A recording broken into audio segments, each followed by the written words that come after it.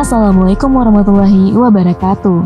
Berjumpa lagi dengan Discover Aceh Official, edisi wisata heritage yang berlokasi di Kota Lok Semele, Kabupaten Aceh Utara. Kemasyhuran kerajaan Islam pertama di Indonesia, Samudra Pasai, meninggalkan berbagai jejak sejarah dan dapat kita temukan bukti fisiknya di Museum Samudra Pasai. Simak selengkapnya di Discover Aceh Official.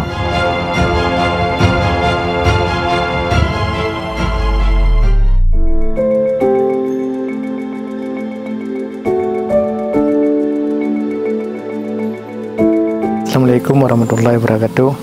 Nama saya Sulaiman sebagai Jupel Museum Islam Samudra Pasai. Saya di sini lebih kurang 10 tahun lebih lah. Harapan saya museum ini lebih maju ke depan lagi supaya masyarakat banyak yang suka ke sini ya, dengan sejarah-sejarah yang akan dibangkitkan di Museum Islam Samudra Pasai. Jadi untuk pemerintah kami ucapkan terima kasih yang sudah dibangun Museum Islam Samudra Pasai. Dengan ada bangunan tersebut, maka orang-orang sudah banyak mengunjung ke Samudra Pasai. Kita akan disuguhkan dengan berbagai bentuk peninggalan yang juga merupakan hasil dari penelusuran hikayat Raja-Raja Pasai. Ini batu bata, yaitu fungsinya dinding Samudra Pasai. Ini namanya batu umpak batu. Kegunaannya yaitu ditaruh alas tiang rumah. Ini namanya batu latrik. Batu latrik ini yaitu pondasi Istana Samudra Pasai. Ini peta-peta ini yaitu peta sebaran batu nisan yang bersurat. Kemudian ini yaitu raja yang pertama yang memimpin, yang mendirikan Istana Samudra Pasai, yaitu Sultan Malik Aus-Saleh. Dialah orang yang mendirikan istana yang pertama di Samudra Pasai. Dia juga seorang raja, juga seorang pendakwah, yaitu penyebar agama Islam. Kemudian wafat dia dikasihlah Samudra Pasai kepada Malikuz Zahir. Dari Malikuz Zahir ini yaitu berkembanglah agama di seluruh Nusantara.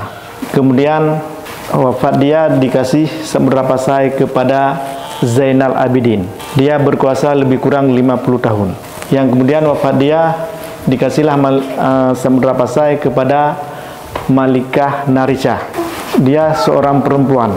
Dia adalah bermakamnya di Kutakrung. Kemudian ini seterusnya, Pak. Jadi ini kita yang memimpin Samudra Pasai dari Malikus Saleh lebih kurang 22 orang raja. Kami baru dapat di sini cuma 18 orang raja.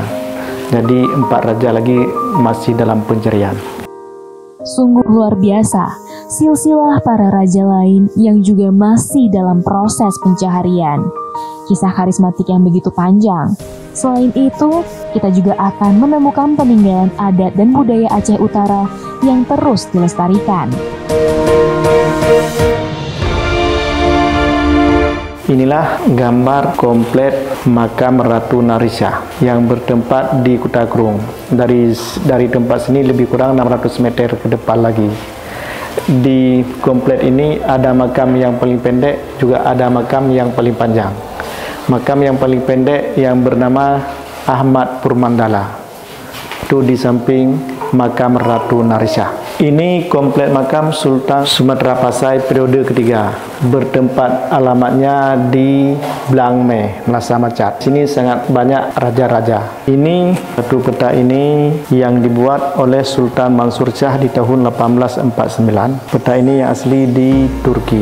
Jadi di dalam peta ini dibuat, belum ada Indonesia di dalam peta ini, yaitu tertulis ini Sumatera, Aceh Darussalam. Nah, kalau ini namanya Jawa, Pulau Jawa.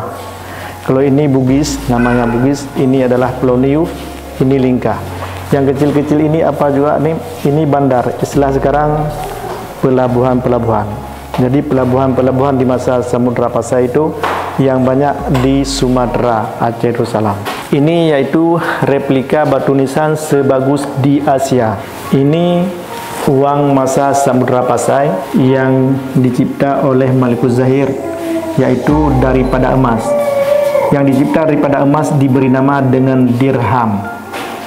Yang dicipta daripada perak diberi nama dengan keh. Ini adalah keramik-keramik Yuan pada abad 12 dan 14. Tapi di sini nggak ada yang utuh keramik-keramik itu. Kemudian ini ruangan emas.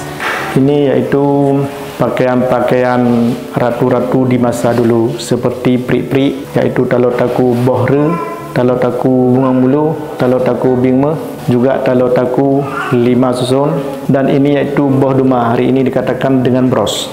Kalau ini yaitu gelang-gelang yang dipakai oleh wanita-wanita di masa dulu. Ya, ini batu-batu mulia dari Samudra Pasai. Ini lagi gelang kaki, ini adalah cuping, ini adalah patamdo, dan ini subang bulat. Sini yaitu manuskrip kitab Hajatul Baliyah, ini yang ditulis sama tangan. Bahasa dalamnya bahasa Arab Jawa. Begitu juga dengan Al-Quran yang ditulis dengan tangan. Kemudian kitab bab nikah, ini juga ditulis dengan tangan. Di dalamnya yaitu bahasa Jawa dan bahasa Arab. Begitu juga kitab tasawuf, ini juga ditulis sama tangan. Dan kitab kumpulan doa-doa yang ditulis sama tangan juga. Kitab Siratul Mustaqim itu ditulis sama tangan juga, dan Hikayat Nabi Muhammad. Juga ini satu buku yang isinya di dalam yaitu bahasa Belanda sama bahasa Aceh. Kalau ini adalah alat-alat tradisional Samudra Pasai seperti rapai, cenang cengkeh, surnai kali, gendang, ale tunjang, juga rapai Pasai. Gitu. Ini yaitu buling-buling. Ada mangkok dan ada buling-buling. Ini cerahi, dan ini mangkok, ini yaitu peluman, dan ini pinggan tapak gajah, dan pinggan tapak gajah. Ini pelami. Pelami ini adalah pelami khas Aceh Utara. Dan kemudian ini ada dalung. Dalung ini faedahnya ditaruh kuih dol-dol sama kuih muskat. Dan ini cerkai, ini yaitu digunakan sebagai wadah tempat hias nasi bungkus, hias nasi kuning lah itu. Kalau ini namanya panjat 7 mata. Ini mudam. Mudam ini faedahnya untuk pesejuk. Kalau ini ciri kuningan. Ini namanya ciri suasa. Ini batai ranup. Kalau ini cerana, faedahnya untuk menghias sirih. Ini sudahannya. Sudahan faedahnya untuk tempat ludah. Kalau ini cerepai, yaitu tempat rokok. Kemudian ada rencong-rencong pudoi, rencong basmalah, rencong mecunggik, rencong culau. Kemudian ada pedang bahari, pedang mapit, pedang untubei. Ini adalah pahlawan-pahlawan khas Aceh Utara. Jadi namanya Cut Nyak Mutia. Kalau ini Cut Muhammad, yaitu suami Cut Mutia yang kedua. Ini Pang Nanggro, suami Cut Mutia yang ketiga. Dan ini adalah pengawal Cut Mutia. Ini adalah Cut Nyak Kerto. Semakin ditilik, dicari, semakin masyhur kisahnya, dan semakin terbukti kemegahan jiwa syariat Islam, adat dan budaya begitu melekat dengan peradaban. Para wisatawan sejarah, datanglah ke Aceh Utara, rasakan sendiri secara langsung pengalaman dari atmosfer kemasyhuran Samudra Pasai. Sekian wisata heritage kali ini. Wassalamualaikum warahmatullahi wabarakatuh.